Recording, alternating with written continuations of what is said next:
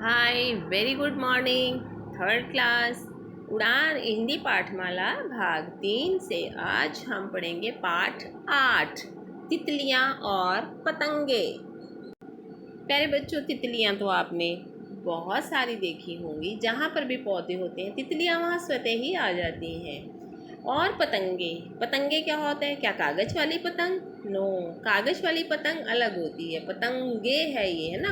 तो पतंगे होते हैं छोटे छोटे कीट पतंगे जो कि हमारे पेड़ पौधों पर रहते हैं और वो हमें कितने प्रकार से फ़ायदा देते हैं ये आज हम इस पाठ में पढ़ेंगे। तितलियां और पतंगों को तुमने देखा ही होगा। रंग बिरंगी तितलियां हमारा मन मोह लेती हैं, यानी कि हमें बहुत प्यारी लगती हैं। पतंगे भी हमारे लिए कई प्रकार से लाभदायक होते हैं। आओ इनके बारे में जानते हैं। रोहित और राधिका दादाजी के साथ बगीचे में घूमने गए थे। वहाँ से बातचीत करने करने लगे। रोहित ने क्या कहा दादाजी से? दादाजी, तितली बहुत सुंदर है।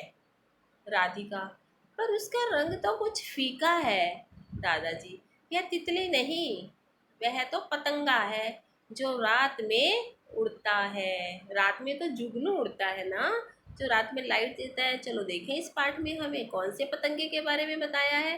राधिका, तो फिर तितली कैसी होती है? दादाजी, ज्यादातर तितलियों का रंग चमकीला होता है और वे दिन में उड़ती हैं। पतंगों का रंग फीका होता है। धरती पर करीब 1.5 लाख प्रकार के पतंगे हैं। कितने प्रकार के पतंगे हैं बच्चों? 1.5 लाख प्रकार के पतंगे हैं।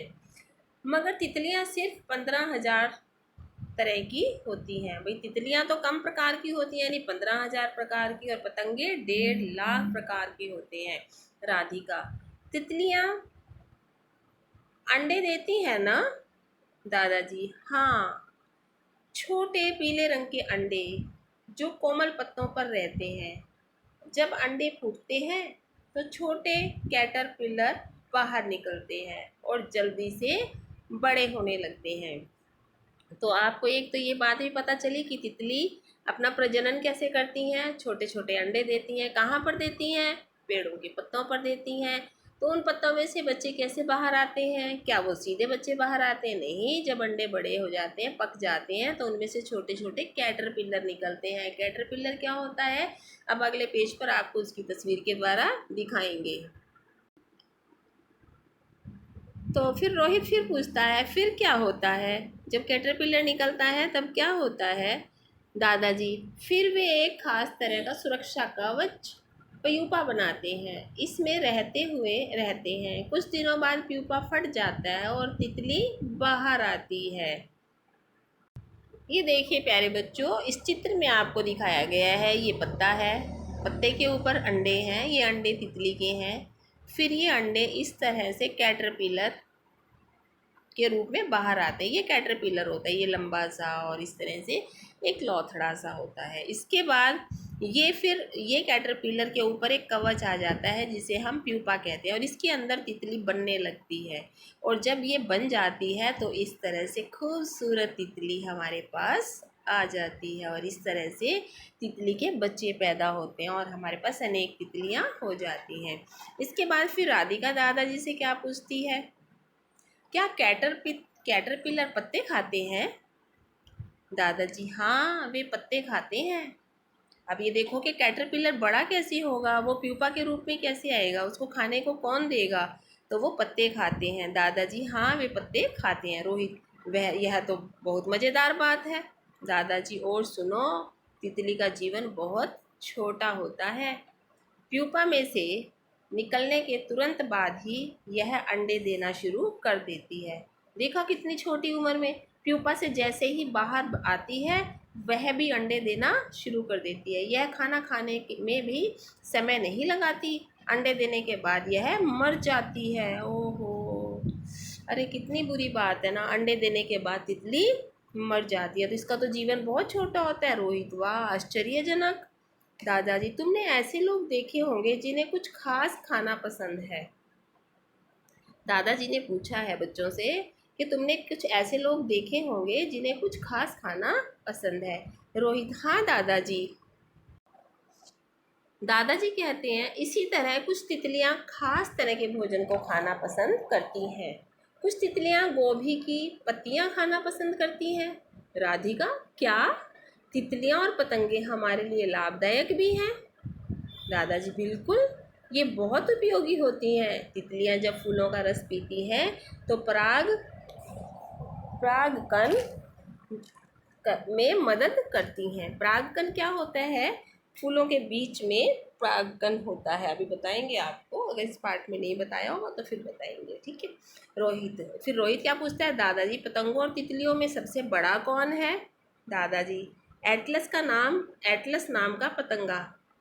एटलस नाम का पतंगा जब इसके पंख फैलते हैं तो एक पंख से दूसरे पंख तक की लंबाई 10 इंच होती है। चलो अब हम लोग घर चलते हैं, कल मैं तुम्हें पक्षियों के बारे में बताऊंगा। अब परागकण की बात हुई थी ना, अब मैंने आपको बोला था मैं बताऊंगी परागकण क्या होता है। देखिए प्यारे बच्चों, ये फूल होते हैं, फूलों के अंदर पराग होता है। अब ये पराग कण क्या करते हैं? देखिए फूलों पर जब फल लगते हैं तो ऐसे ही नहीं लग जाते हैं। वो एक फूल से परागकण लेकर दूसरे फूल पर जब तितली बैठती है तो उसके पैरों में परागकण चिपक जाते हैं, और जब वो दूसरे फूल पर जाती है तो वहाँ क्या होता है?